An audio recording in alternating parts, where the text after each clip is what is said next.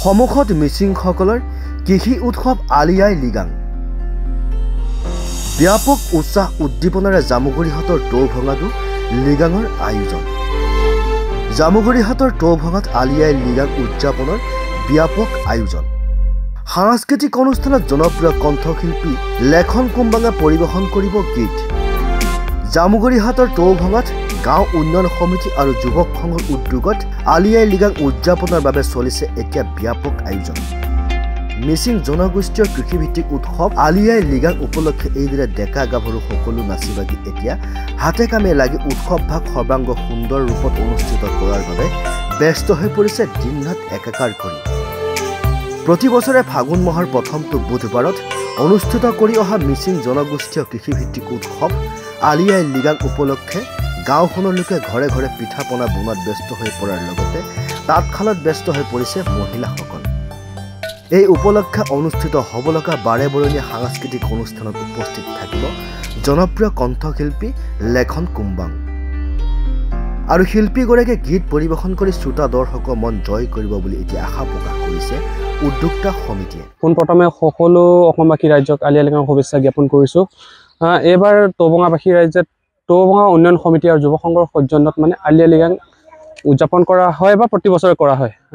আৰু প্ৰস্তুতি বহু দিনৰ পৰা চলি আছে।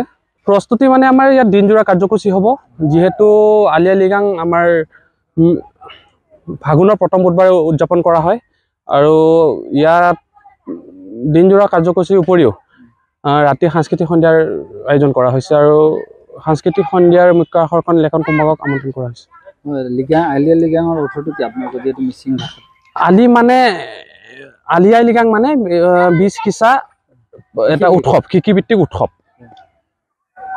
আপোনালোকে ইতিমধ্যে এইবিলাক ঘৰ দুৱাৰ দেখিছে, বিভিন্ন ধৰণৰ সাজি উলিয়াইছে। হয়, এই প্ৰস্তুতি বহুত দিনৰ পৰা চলি আছে। এতিয়া ৰাইজ ওলাই আহিছে, দিন ৰাত কাম চলি আছে আৰু অনাগত দিনত এইদৰে আমাৰ উৎসৱটি উদযাপন কৰা হ'ব।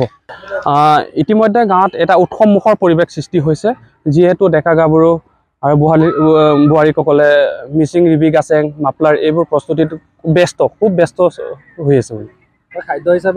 খাদ্য হিচাপে আমাৰ চাইমদ থাকিব আৰু গাহৰি পুৰাং আপিন এইবোৰ ইতিমধ্যে প্ৰস্তুত কৰা হৈছে। হয়, সমাগত যিহেতু আপোনালোকৰ পবিত্ৰ উৎসৱ আলি আই লিগাং, ইতিমধ্যে আপোনালোকৰ প্ৰস্তুতি দেখা গৈছে, কেনেধৰণৰ প্ৰস্তুতি কি ক'ব? আমি সঁচাকৈ মিচিং ৰাইজে খুব আনন্দিত যে আমাৰ বছৰৰ প্ৰথম বুধবাৰে আলি আই লিগাংটো পতা হয়।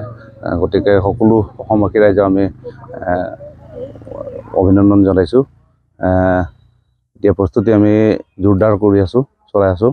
পিছত গোটেই ৰাইজে ওলাই আহি আমাক সহযোগ কৰিছে আৰু ঘৰে ঘৰে আলি আই লিগাংটো নিয়মটো পতা হয়। এইটো ঘৰটো দেখিছোঁ পিছফালে আপোনাৰ, কি বুলি কয়? এইটো আমাৰ মৰং সমূহ বুলি কয়, মৰং ঘৰ।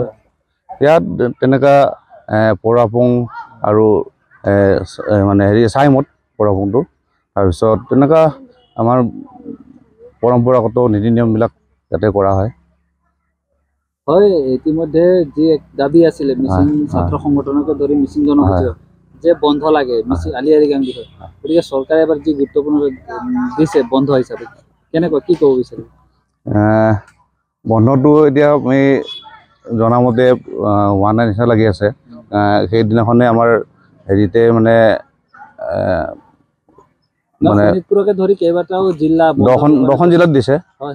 10খন জিলাতো আমাৰ সন্তুষ্ট হোৱা নাই, কাৰণ আমাৰ মিচিং বসতিপূৰ্ণ গোটেই অসমতে আমাৰ আছে।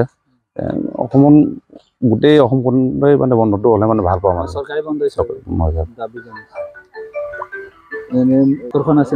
মুখ্য আকৰ্ষণ তেনেকুৱা আছে, লেখন কুম্বাঙক মাতিছে আমাৰ উজনিৰ পৰা। তাৰপিছত আমাৰ মুখ্য অতিথি আছে আমাৰ স্থানীয় বিধায়ক আমাৰ গৌৰৱতী প্ৰকল্পৰ অধ্যক্ষ পদ্মা হাজৰিকাদেৱ। জামুগুৰিহাটৰ পৰা আনোৱাৰ আহমেদৰ ৰিপৰ্ট, মাই নিউজ এনি।